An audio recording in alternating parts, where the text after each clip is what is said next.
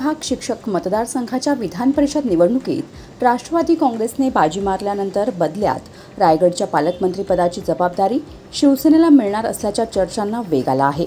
या पार्श्वभूमीवर शिवसेना आमदार महेंद्र थोरवे यांनी पालकमंत्रीपदाबाबत अंतिम निर्णय मुख्यमंत्री आणि दोनही उपमुख्यमंत्री घेतील असे सांगत वरिष्ठ नेतृत्वाकडे बोट दाखवले आहे।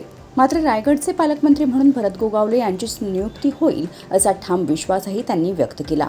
कोकणातील विधान परिषद जागेवर शिवसेनेकडे संख्याबळ अधिक असतानाही पक्षाला माघार का घ्यावी लागली याबाबत विचारले असता थोरवे म्हणाले की हा निर्णय पक्षाच्या वरिष्ठ नेतृत्वाने घेतला आहे। संबंधित जागा पूर्वीपासून राष्ट्रवादी काँग्रेसकडे असल्याने ती त्यांनाच देण्यात आली आणि आम्ही वरिष्ठांच्या आदेशाचे पालन केले।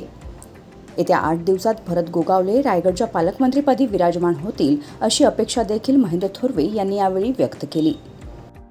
आता जे काही कोकण विधान परिषदची निवडणुकी संदर्भात शिवसेना, भारतीय जनता पार्टी, राष्ट्रवादी असे अलायन्स राज्यामध्ये असल्यामुळे एकत्रपणे येऊन त्या ठिकाणी अनिकेत तटकरे यांना विधान परिषदेवर त्या ठिकाणी पाठवण्यात आलेला आहे।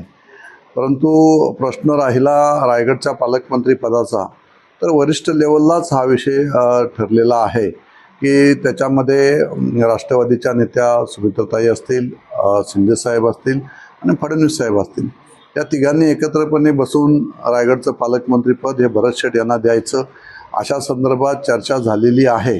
आणि लवकरच आता आजचा निकाल लागल्यानंतर माझ्या मते लवकरात लवकर भरत शेठ यांना रायगडचे पालकमंत्री घोषित केलं जाईल।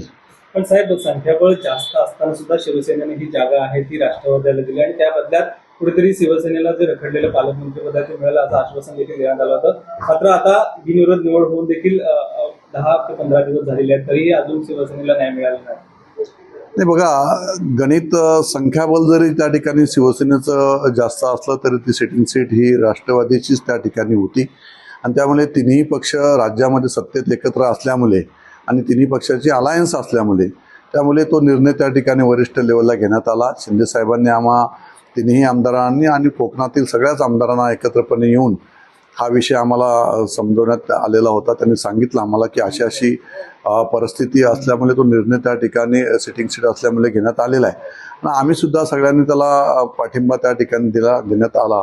कारण शेवटी वरिष्ठांनी एखादा निर्णय घेतला, तो निर्णय आमच्या कार्यकर्त्यांसाठी, आमच्यासाठी तो अंतिम निर्णय असतो। त्यामुळे वरिष्ठांचा निर्णय हा अंतिम मानून आम्ही त्या निर्णयाला पाठिंबा त्या ठिकाणी दिलेला होता। त्यावेळेस तुम्हाला लक्षात आलं असेल, काही वेळेला माझ्यावर टीकासुद्धा त्या ठिकाणी झाली, परंतु शेवटी वरिष्ठांचा आदेश आहे, त्याचं पालन करणं हे शिवसैनिक म्हणून आमचं कर्तव्य आहे आणि आम्ही ते केलेलं आहे। त्यामुळे भरत शेठ यांना पालकमंत्रीपद देण्यासंदर्भात सुद्धा शिंदे साहेबांनी दोन्ही पक्षांच्या नेत्यांशी चर्चा केलेली आहे। त्यामुळे लवकरात लवकर भरत शेठ यांना पालकमंत्री घोषित करतील यात आम्हाला काही शंका नाही आहे, परंतु ते आता होईलच या 8 दिवसामध्ये अशी आम्हाला अपेक्षा आहे। Bureau report, news 46, Raigad, Karjat.